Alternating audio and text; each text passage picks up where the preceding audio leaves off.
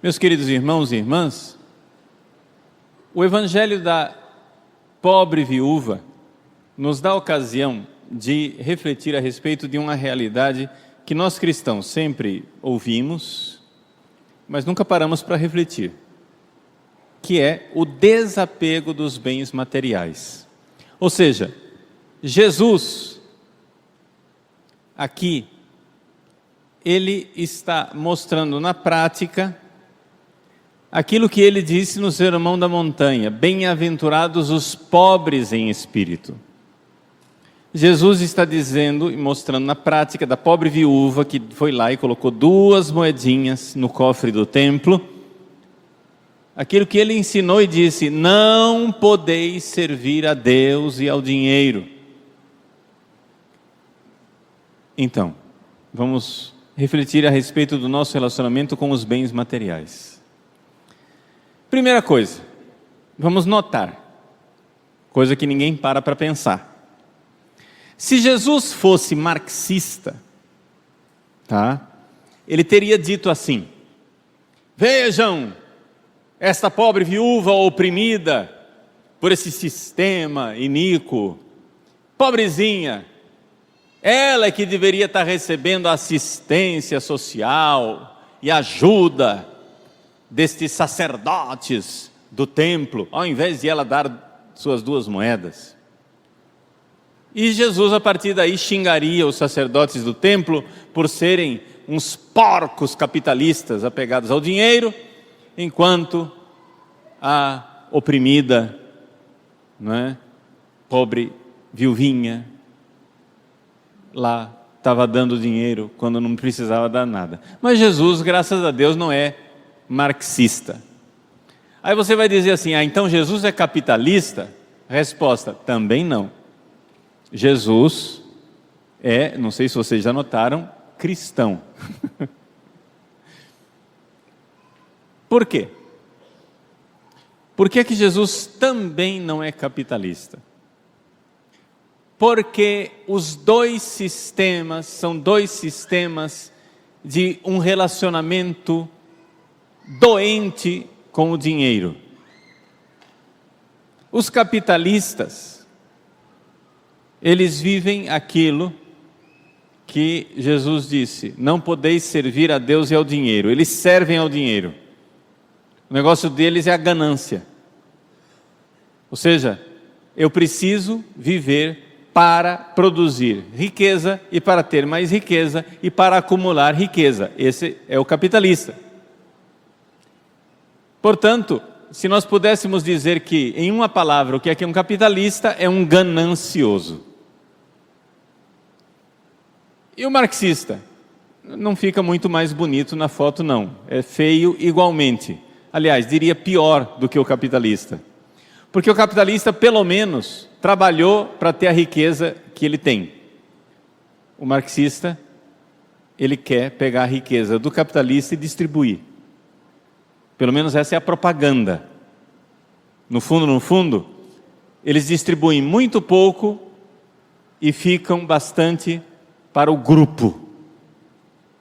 E é isso que aconteceu historicamente com todos os marxistas que chegaram no poder. O grupo, também chamado de partido, ficou mais rico. Por quê? Porque os marxistas têm uma característica: eles são invejosos. Um é ganancioso, capitalista, ele quer o dinheiro. O outro é invejoso, é o marxista, ele quer o dinheiro dos outros. E o que é o cristianismo e qual é o relacionamento nosso com o dinheiro? Vamos entender isso aqui. Vejam, a primeira coisa que nós temos que entender é que a nossa sociedade inteira, com raras e nobres exceções, eu espero que você seja uma dessas raras e nobres exceções, mas não tenho muita confiança que seja, por isso estou pregando para você. A nossa sociedade inteira vive para uma única coisa: dinheiro. Ponto. E acabou. E acabou a conversa, ninguém vive para mais nada. É o dinheiro o tempo todo e o dia inteiro. Por quê? Porque essa é a única realidade que realmente importa e as pessoas vivem para isso. Por que as coisas estão assim? As coisas estão assim por causa da hipnose causada em nós pelo sistema financeiro. Deixa eu explicar. Quem que é o sistema financeiro? Muita gente não entende isso, e aqui eu vou dizer uma coisa que talvez você nunca tenha pensado, vai confundir um pouco as suas ideias, mas vá para casa com esse pensamento, reflita, pense, repense, e você vai ver que é verdade o que eu estou dizendo. O sistema financeiro são os bancos, não são capitalistas. Atenção, tem muita gente que confunde as coisas. Os bancos não são capitalistas, os bancos são o sistema financeiro. O sistema financeiro vive da briga entre os capitalistas e os marxistas. Quem são os capitalistas? O capitalismo é uma ideologia, ou seja, é um bando de ideias mentirosas que hipnotiza os empresários. Porque o capitalista, quem tem o capital é o empresário. O que é o capitalista segundo Marx? Vamos pegar a definição do próprio Marx. Não precisa, definição de mais ninguém. Marx, quem que é capitalista? Capitalista é aquele que detém os meios de produção. Banco não produz nada. Banco vive do endividamento dos outros. Banco serve para endividar a todo mundo, ao dono da empresa, capitalista, e aos trabalhadores da empresa, ou seja, aqueles que supostamente são os defendidos pela ideologia marxista, os trabalhadores. Mas o que é o marxismo? É um monte de ideias mentirosas para hipnotizar os trabalhadores. O que é o capitalismo? É um monte de ideias mentirosas para hipnotizar os empresários. Para fazer o quê? Fazer com que os dois briguem o tempo inteiro, só busquem o dinheiro e com isso fiquem mais endividados no banco. Como assim, padre? O senhor está afirmando coisas e não está provando, então vamos provar. Porque até agora parece que o padre está dizendo só coisas absurdas. Então vamos provar. Olhem para as informações matemáticas. Vamos lá, vamos para os dados. Se você for procurar, procure na internet ou nos livros de economia especializados. Você vai encontrar a mesma informação.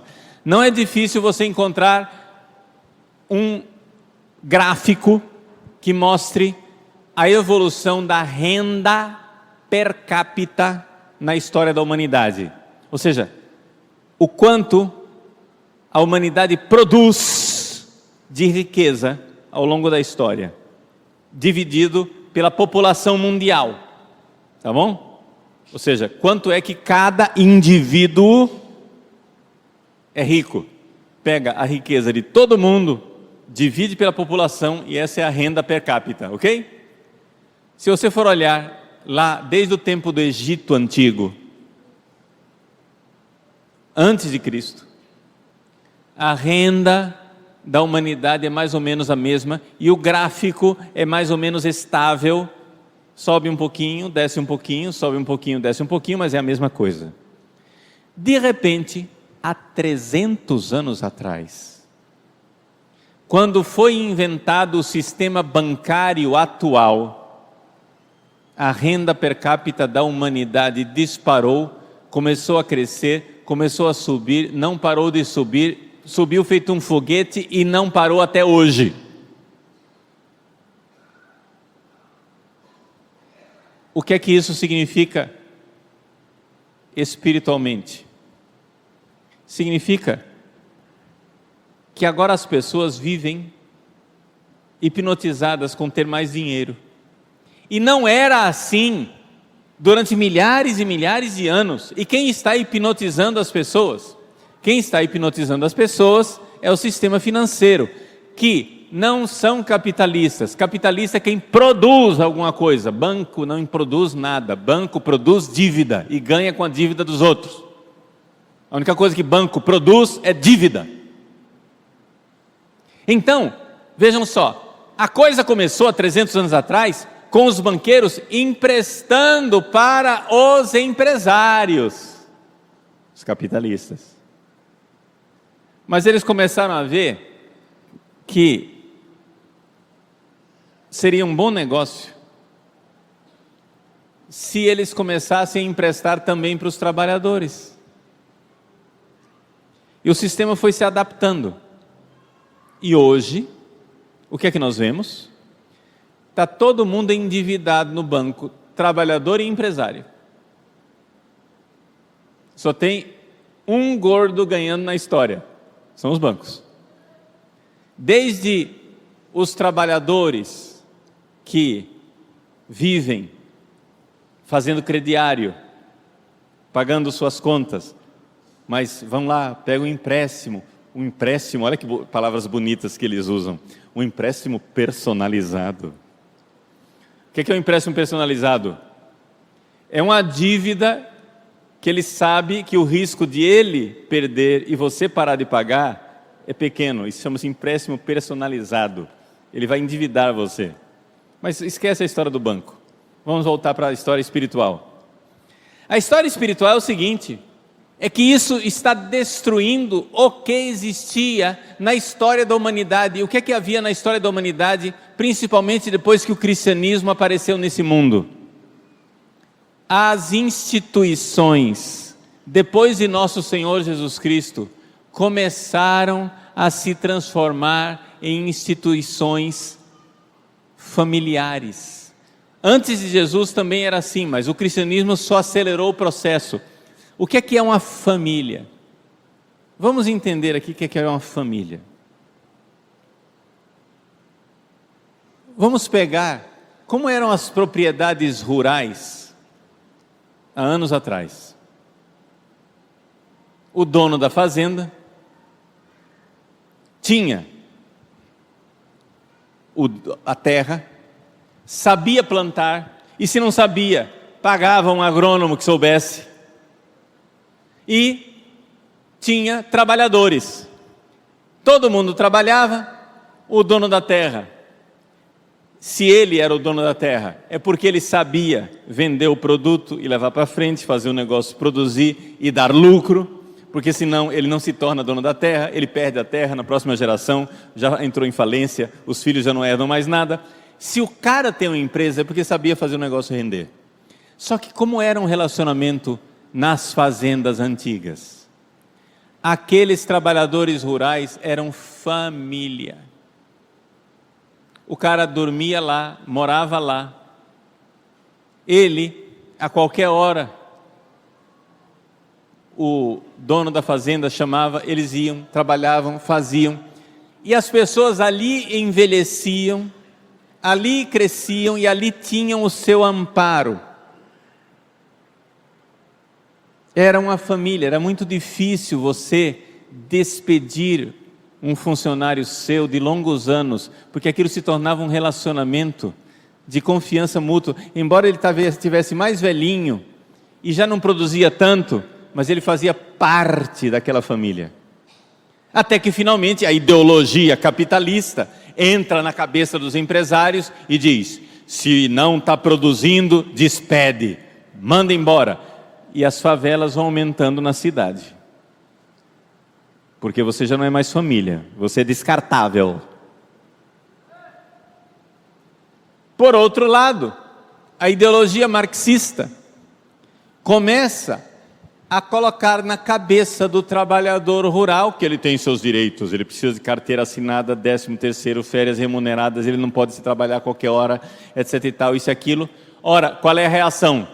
Ele deixa de ser família, o patrão começa a ser o adversário dele, contra o qual ele tem que lutar, porque ele tem que se libertar dessa escravidão.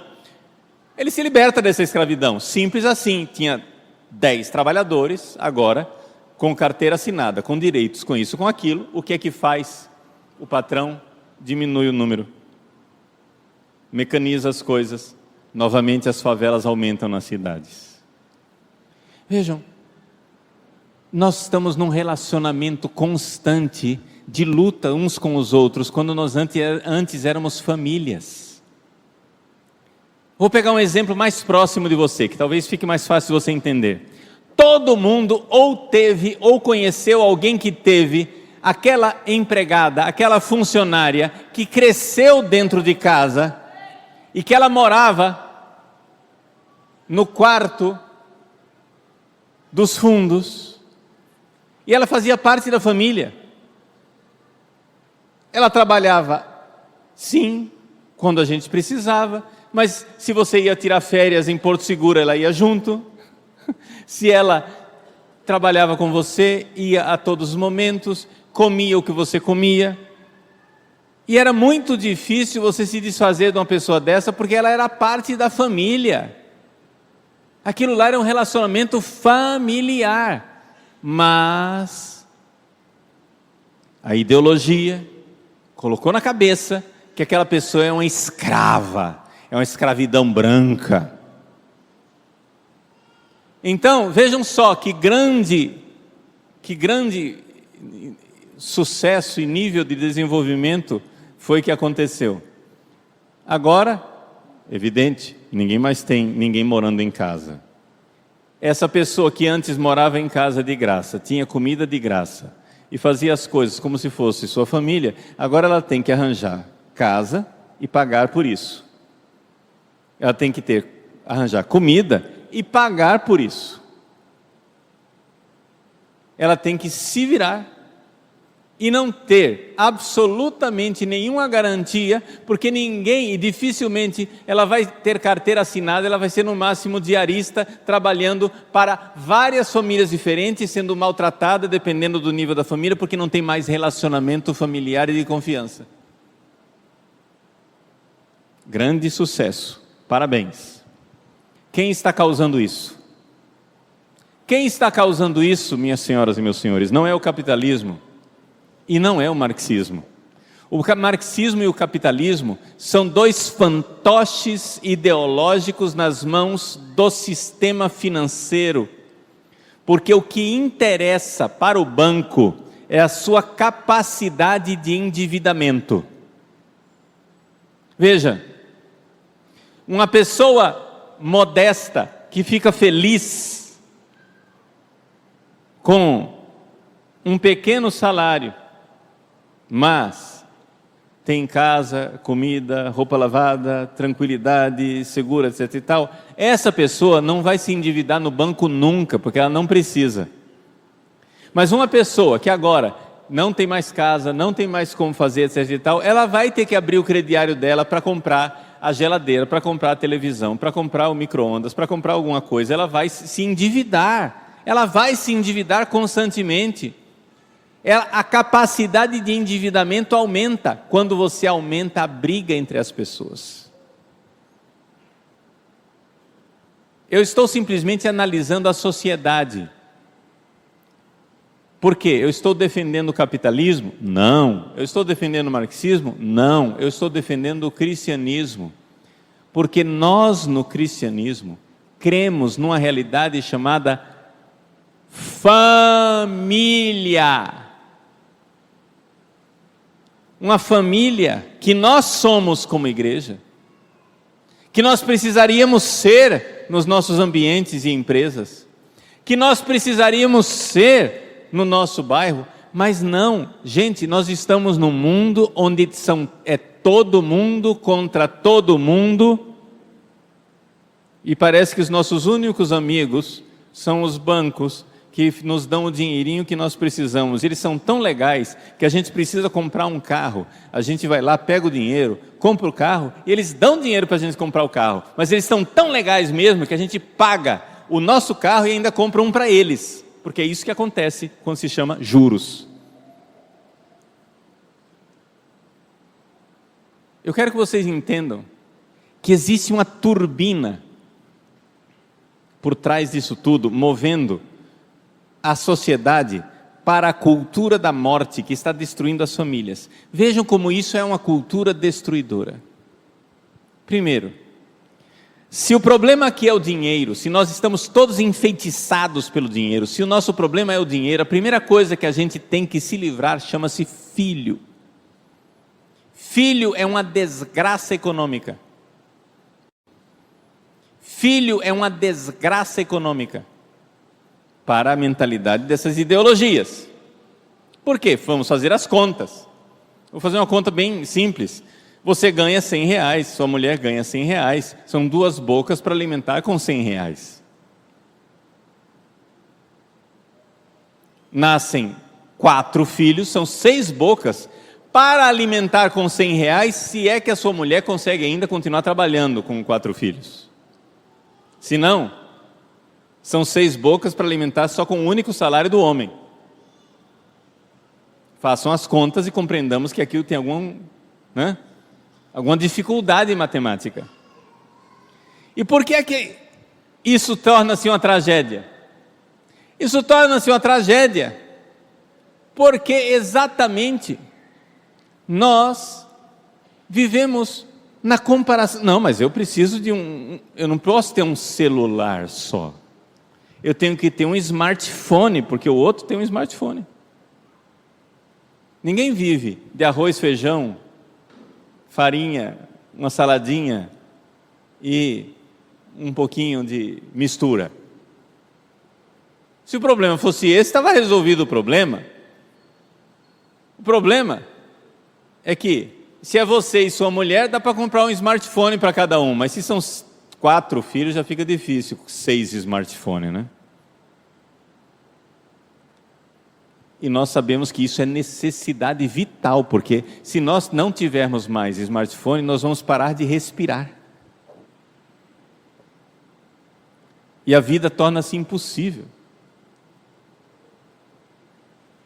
Você entende o nível de loucura que nós... Não, até aí você não viu ainda a cultura da morte. A cultura da morte consiste no seguinte: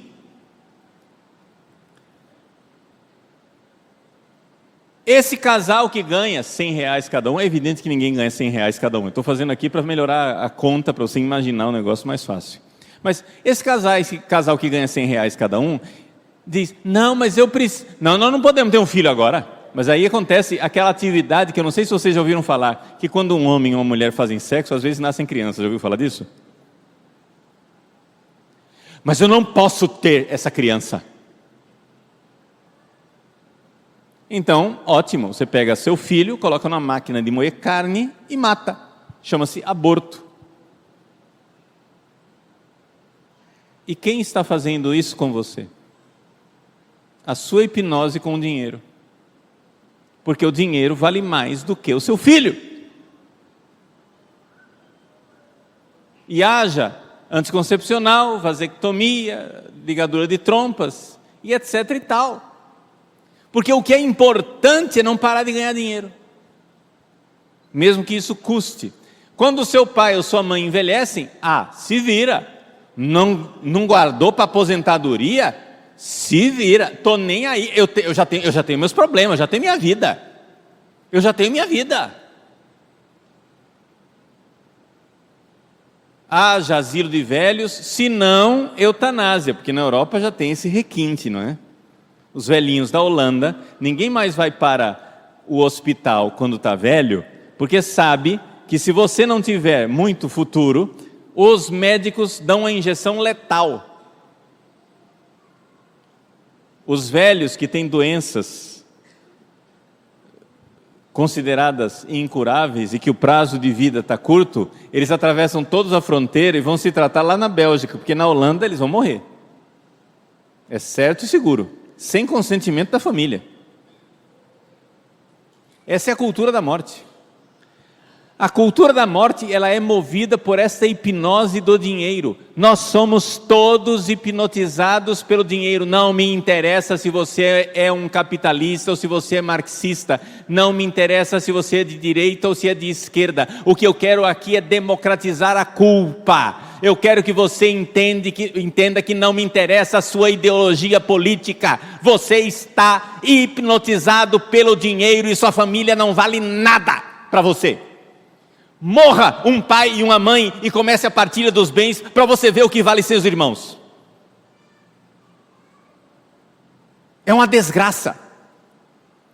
Nossas famílias estão sendo destruídas, colocadas na máquina de moer carne, uma por uma. Os nossos filhos já não valem nada, marido e mulher já não valia muito, agora vale menos ainda. Pais e filhos são absolutamente nada. Nós estamos vendo a cultura da morte dilacerando e ceifando absolutamente todas as nossas famílias. O que importa é o dinheiro. Nós só vivemos para isso. E o que é pior, quem vive para o dinheiro não são somente os traficantes, os assassinos e os malfeitores. As pessoas honestas só vivem para o dinheiro. Isso que é deprimente.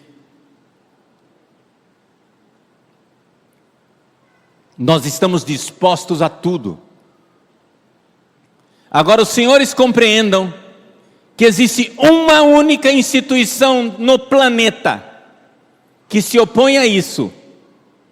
É a Igreja Católica Apostólica Romana, quando ela é católica.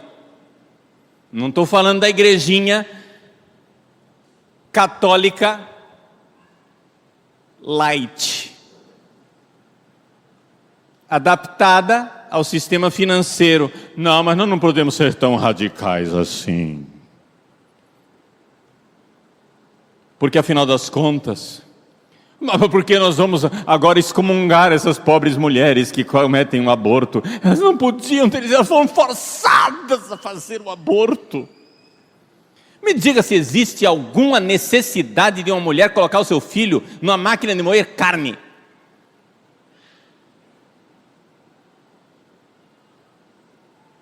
Que forçada. Padre, o senhor está me machucando. Estou sim. Tem uma solução para isso, confessionário. Nosso Senhor Jesus Cristo vai perdoar você. Mas saiba que você cometeu um grande crime. Porque o aborto é um grande crime. É um pecado que clama aos céus. Mas nós não podemos ser agora discriminatórios com os homossexuais. Gente, a família homossexual é a família dos sonhos do sistema financeiro. Porque homem com homem, você sabe que não sai criança dali de jeito nenhum, né? Não sei se vocês notaram. E mulher com mulher também não, né? Não sai criança dali. E, portanto, eles têm muito dinheiro para investir naquilo que pode ser potencial endividamento. Eu quero que vocês entendam o seguinte: para o sistema financeiro não interessa um mundo favelado. Interessa para o sistema financeiro que você seja rico o suficiente para se endividar e pagar, mas não tão rico o suficiente que não precise se endividar. Portanto, fazer as pessoas terem um bem social e conseguirem ter mais dinheiro para o sistema financeiro é o sonho de consumo deles. Veja, eu não estou aqui defendendo a pobreza e a miséria, não estou defendendo as favelas e absolutamente nada, não estou dizendo isso. Eu não estou entrando na solução do problema, eu estou entrando na descrição, eu estou descrevendo o problema, porque se você não entender a doença que nós sofremos, você não vai buscar a resposta. Você precisa entender que nós estamos doentes e que a busca pelo dinheiro está enlouquecendo e destruindo as nossas famílias e destruindo a verdadeira igreja, de tal forma que ninguém mais pode pregar absolutamente nada que seja o verdadeiro cristianismo que está no Evangelho, porque o cristianismo verdadeiro tornou-se um crime.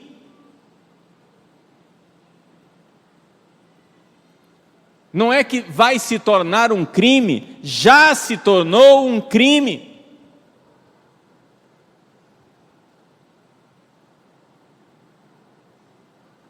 Tanto é verdade que quando você prega alguma coisa do Evangelho que fala que o pecado é pecado, a pessoa, oh nossa, não fala isso. Porque todo mundo sabe que tem consequências. Isso dá processo. Isso cria confusão. E os nossos filhos nas escolas aprendendo o quê? a não ser família, a fazer sexo sem que isso gere filhos, porque todo mundo tem o direito de fazer sexo sem ter filhos, porque filho é um problema financeiro, simplesmente isso. E ainda cobrimos esse egoísmo monstruoso com um véu de honestidade, dizendo: eu não vou ser irresponsável de colocar mais uma criança no mundo para ela sofrer. Esse é o véu de honestidade. Mas, meu filho, você acredita no céu? Vamos lá, seja honesto com você então. Pense, se você fosse o 10º filho de um favelado, vivesse na rua, mendigando, cheio de doenças, sofrendo para chuchu, mas depois de muito sofrimento, porque você é um bom católico, seguiu os mandamentos de Deus, recebeu uma absolvição na hora da sua morte, você vai para o céu e está vendo Deus face a face e será feliz eternamente. Pergunto, você prefere ser o 10º filho de um favelado com a vida sofrida e ir para o céu e ser feliz? Ou você prefere, alternativa B, nunca existir? Escolha. Eu nunca vi alguém que escolhesse não existir. Todo mundo prefere existir. Claro, se tem céu, eu prefiro existir, mas nós cobrimos essa irresponsabilidade nossa de nós termos medo de trazer filhos ao mundo e levá-los para o céu com uma necessidade financeira. Jesus morreu na cruz para levar seu filho para o céu, você não é capaz de passar uma necessidade financeira pelo seu filho. E ainda cobre esse egoísmo com o manto de pessoa responsável. Porque afinal das contas, se você parar de ter sexo também, você quer parar de ter filho? É simples, para de ter sexo. Mas você acha que parar de ter sexo é parar de respirar? Essa é a sociedade na qual nós vivemos. Gente, parar de ter sexo não é parar de respirar. As pessoas vivem assim.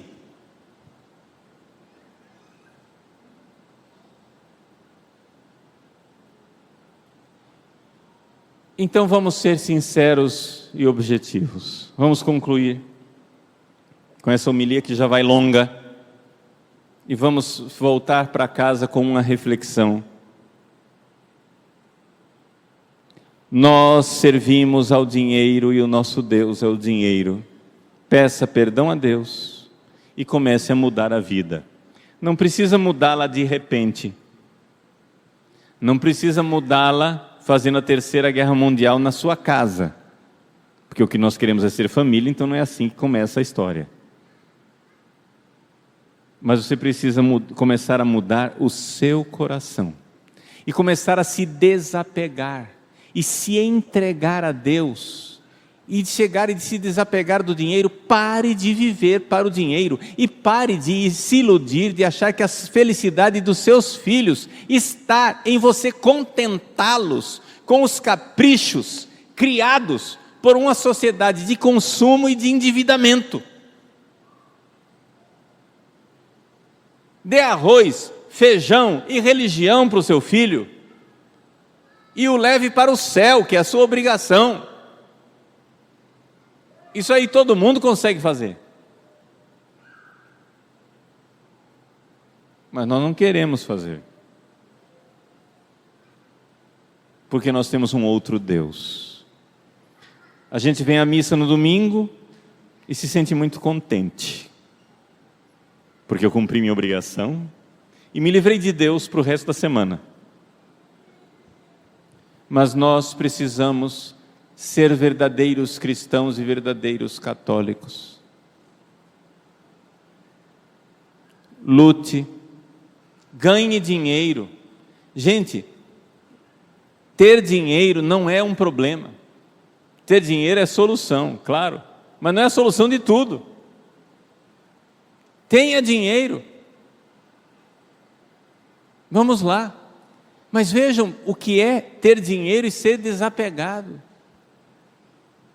Ser desapegado quer dizer que o dinheiro é um meio, ele não é uma finalidade. Se você tem $1 milhão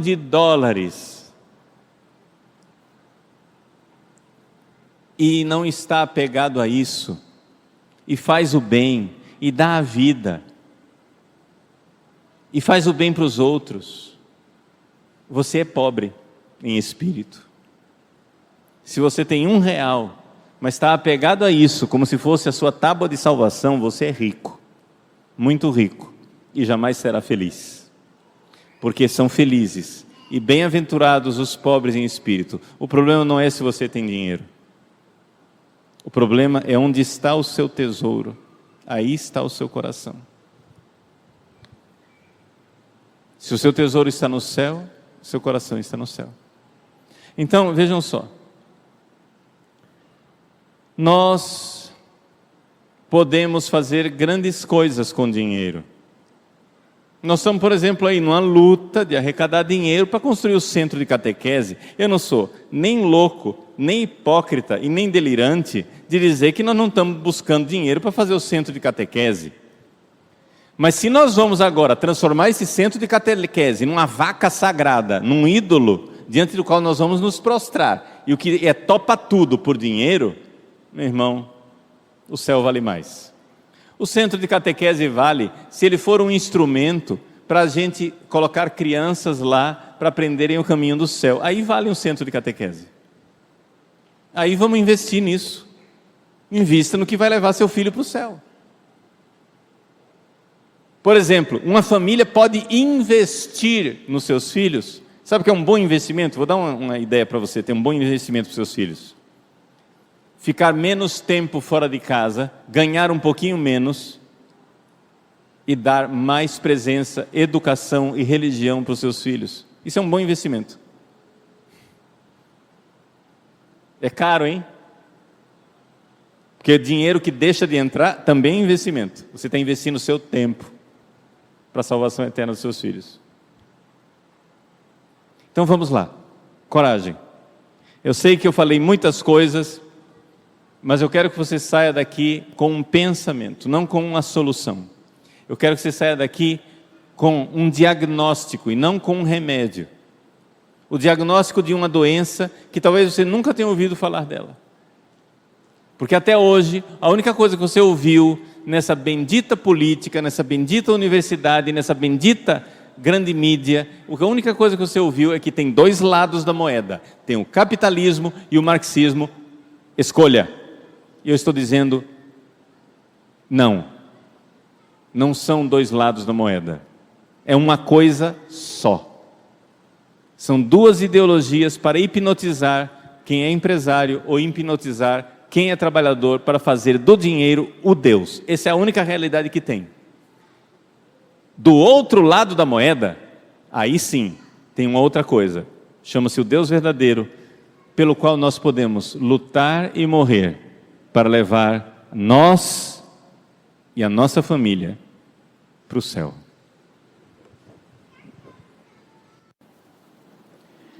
Com relação à homilia, eu gostaria, por favor, que vocês entendessem o que é que eu fiz na homilia de hoje. Eu quero que vocês entendam que nós somos católicos. Nós não somos defensores de uma ideologia. Então quer dizer o seguinte: buscai primeiro o reino de Deus, o céu. E nós estamos procurando muito o reino da terra. Eu sei que coisas que eu falei, tem muita coisa que você pode discordar, que criou pulga atrás da sua orelha. Não precisa concordar com todos os exemplos que eu dei. Você está entendendo? O que você precisa é sair daqui tocado para mudar sua atitude com os bens materiais. Ponto. Porque senão nós vamos ficar num debate ideológico aqui e isso não vai ter fim. Ok? Eu coloquei as coisas como as coisas são na história da igreja e como a igreja ensina as coisas.